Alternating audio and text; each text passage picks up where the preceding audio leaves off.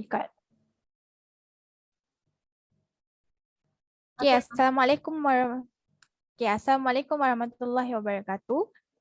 Saya Norafika Najwa binti Hashim, 266179, ingin membentangkan tentang rundingan keutamaan cabaran kerjasama maritim Malaysia, Indonesia, Singapura di Selat Melaka.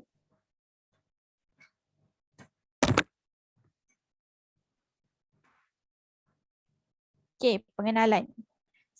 Selat Melaka adalah salah sebuah daripada laluan maritim yang tersibuk di dunia. Kepentingannya terhadap laluan perdagangan komersial dari selatan dunia, namun Selat Melaka ini juga mempunyai masalah keselamatan dari segi ancaman jenayah, sepadan serta aktiviti pelalunan.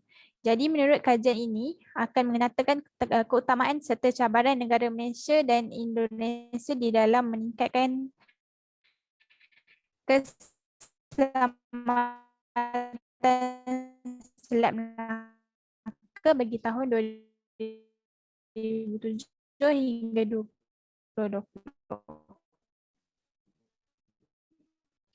Yang pertama adalah kerjasama maritim. Tantangan ini telah disumbangkan oleh 3 faktor utama, iaitu penularan ancaman pelalunan dan rompakan di laut. Tekanan oleh negara-negara kuasa besar dan tuntutan tahun 43, iaitu agensi di bawah Pertubuhan Bangsa-Bangsa Bersatu PBB yang bertanggungjawab ke atas hal ehwal maritim dunia untuk mendesak semua faktor-faktor dalam negara dan bukan dalam negara yang mempunyai kepentingan di Selat Melaka.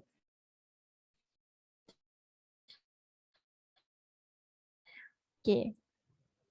Seterusnya, pertama, mengenal pasti jenis-jenis ancaman yang wujud di Selat Melaka. Yang kedua, menyarankan potensi bagi mewujudkan kerjasama maritim yang di antara negara Malaysia, Indonesia dan Selat Melaka. Yang ketiga, menganalisis keutamaan cabaran negara Indonesia menyebabkan keselamatan maritim dan perbezaan keupayaan serta sensitiviti kedaulatan di Selat Melaka. Yang kelima, menyelesaikan isu permasalahan kewangan pihak maritim Malaysia, Indonesia, Singapura. Dan yang keenam, mengenal pasti faktor-faktor yang mempengaruhi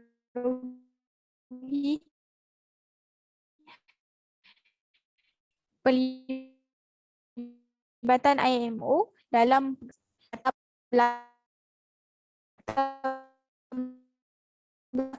isu risai dengan Asia juga telah memaksa negara mengurangkan pengawasan dan rondaan di laut. Kekurangan pengawasan dan telah menjadi aktiviti rompakan kumpulan nelayan tersebut. Okey, menurut akhbar,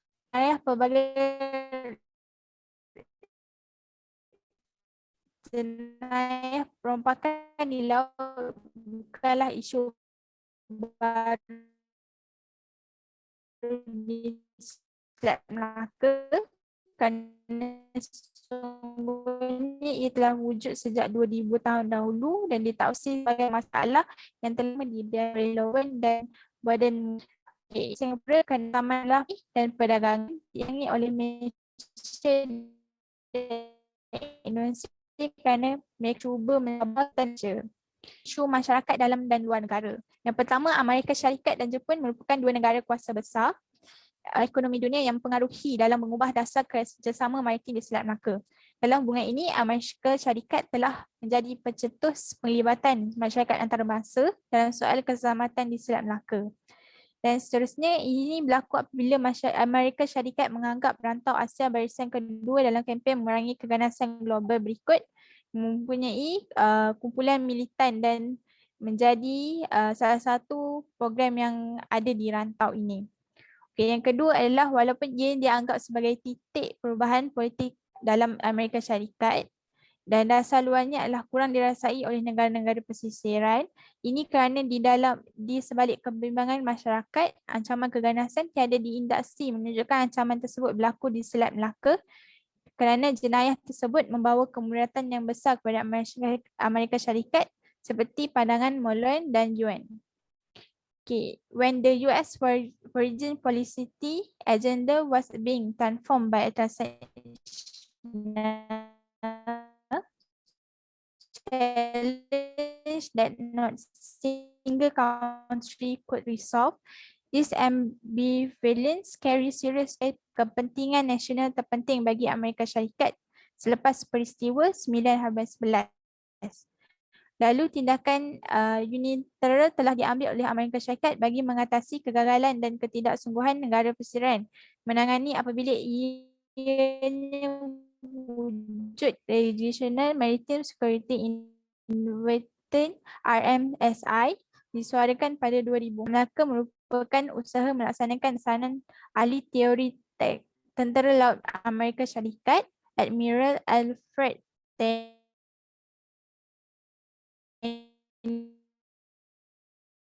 Mahan pada tahun 1902 application and exercise influence in the water that is demand of high interest. Okey, jadi itu saja daripada saya, Rafiqah Najwa binti Hashim 266129, dan seterusnya diteruskan kepada Puan Juniza. Silakan. Okey, Assalamualaikum. Saya Juniza binti Ismail, matric number 265955. Okey, seterusnya kita akan berbincang mengenai pengenalan dan perbincangan jenis ataupun fasah ataupun pendekatan serta teori yang berkaitan dengan rundingan. Okey, 3 rundingan bersejarah ini diadakan pada tahun 2005, 2006 dan 2007 yang disertai oleh 3 buah negara pesisiran dan lebih 30 buah negara pengguna. Dan aktor bukan negara, industri perkapalan antarabangsa, IMO dan pelbagai organisasi antarabangsa yang lain bagi mencari jalan penyelesaian berhubung kemulut bebanan kewangan yang dialami oleh negara pesisir di Selat Melaka. Kemuncak kerjasama antara pelbagai hala telah diperkenalkan menerusi perwujudan mekanisme kerajaan 2007. Okey, sebagai sebuah jenis fasa perundingan, institusi antarabangsa yang bersifat responsif itu melaksanakan pembinaan sejak penubuhan pada tahun 1948 dan tidak memiliki kuasa pelaksana. Timbul persoalan mengenai apakah faktor yang mendorong penglibatan IMO secara langsung di Selat Melaka. Dengan demikian, objektif artikel adalah untuk mengenal faktor-faktor yang mempengaruhi penglibatan IMO dalam kerjasama maritim di Selat Melaka selepas peristiwa 9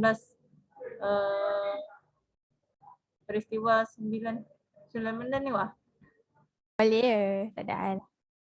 Okey, artikel ini menghujahkan 3 faktor utama yang mendorong pelibatan langsung IMO di Selat Melaka, iaitu penularan ancaman pelanunan dan rompakan di laut. Yang kedua, tekanan oleh negara-negara kuasa besar.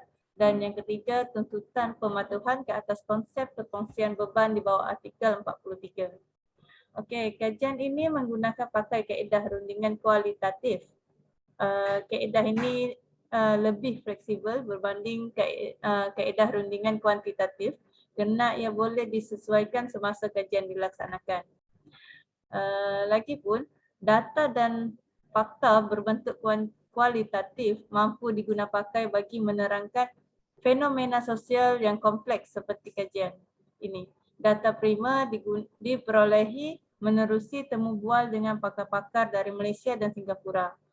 Manakala data sekunder diperolehi dari jurnal akademik, buku-buku, kertas kajian, konvensyen antarabangsa serta akhbar-akhbar dari dalam dan luar negara yang boleh didapati dalam bentuk elektronik dan bukan elektronik yang digunakan sepenuhnya dalam kajian ini. Selain itu, menurut rundingan pendekatan, teori rundingan yang digunakan pakai adalah perundingan awam, iaitu dengan melibatkan pengaliran maklumat dan komunikasi mengenai Selat Melaka ke kawasan faktor pengaruh yang lebih meluas dan sukar mengurus serta meliputi kepentingan dengan jenis tahap pengetahuan yang berbeza. Okey, seterusnya cadangan dan strategi dan taktik perundingan untuk mengatasi isu yang dipilih. Okey, akhir sekali, perubahan kerjasama di Selat Melaka yang diselaraskan oleh IMO telah dipengaruhi oleh faktor tuntutan pematuhan ke atas konsep perkongsian beban di bawah artikel 43 UNCLOS 1982. Konsep ini merupakan suatu kerjasama maritim dengan keselamatan pelayaran dan perlindungan alam sekitar marin. Okey, peruntukan artikel 43 UNCLOS ini menyebutkan bahawa tak pandai dah bahasa Inggeris.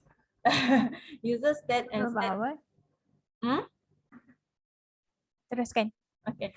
User State bordering. state and state bordering a strait should be agreement compact in the establishment and maintenance in a strait necessary navigation and safety aids or other improvement in aid of international navigation and for the prevention, reduction and control of pollution from ship.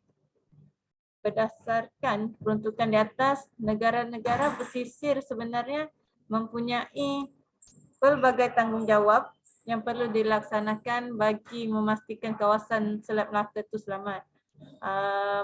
Salah satu strategi dengan menyediakan dan menyelenggara alat bantuan pelayaran, sistem komunikasi, carta hidrografi, melaksanakan operasi mencari dan menyelamat, khidmat keselamatan, khidmat menyelamat kapal dan operasi pembersihan tumpahan minyak.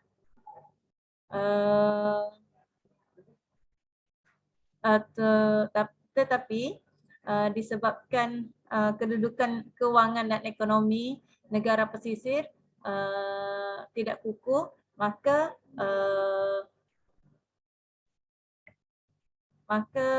tanggungjawab ni susah untuk dilaksanakan.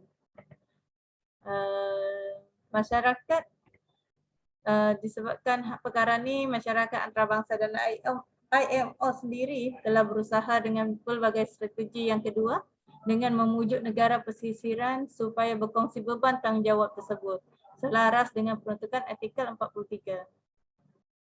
Okey, dan akhir sekali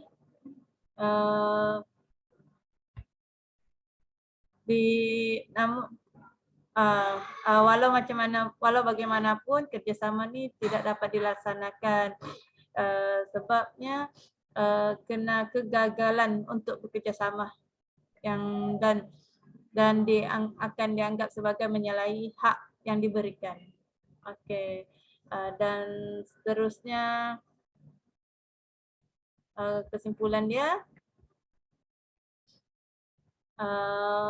menyedari akan penularan ancaman pelanunan dan rompakan di Selat Melaka, tekanan yang diberikan oleh Amerika Syarikat dan Jepun serta desakan pematuhan terhadap perkongsian beban di bawah artikel 43 UNCLOS 1982, maka IMO telah meluluskan revolusi protection of vital shipping lanes pada tahun 2004. Berdasarkan revolusi tersebut, IMO mempunyai justifikasi konkret untuk menyelibatkan diri secara langsung dalam mengubah antara kerjasama maritim Selat Melaka selepas tahun 2001. Pada tahun 2004 juga, IMO tidak lagi responsif, malah lebih bersifat proaktif dalam menyelesaikan masalah-masalah tertentu. Kejayaan IMO ini ternyata mengagumkan kerana sebelum kehadiran IMO, tiada satu pun platform kerjasama lain yang berjaya memecahkan kebuntuan kerjasama Selat Melaka yang kompleks. Ini didapati pada artikel KOH 2011, Sid Cheng dan Beckman. Okey, sekian, terima kasih.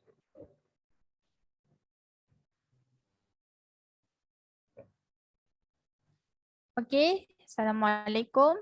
Sebagai penutup, kita akan tahu menyedari akan penularan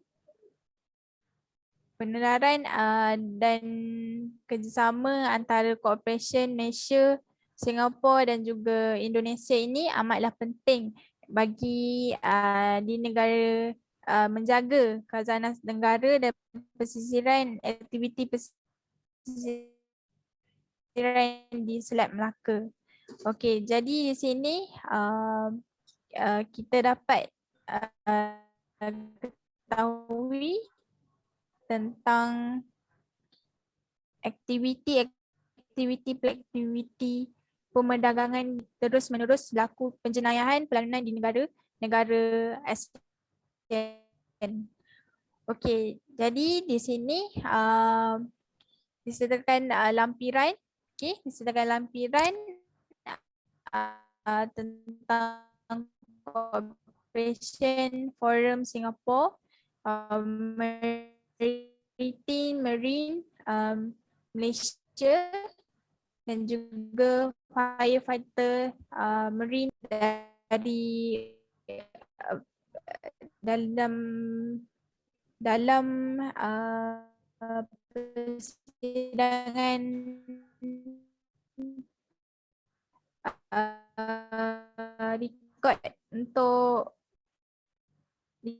record untuk subjek rundingan ini. Sekian, terima kasih.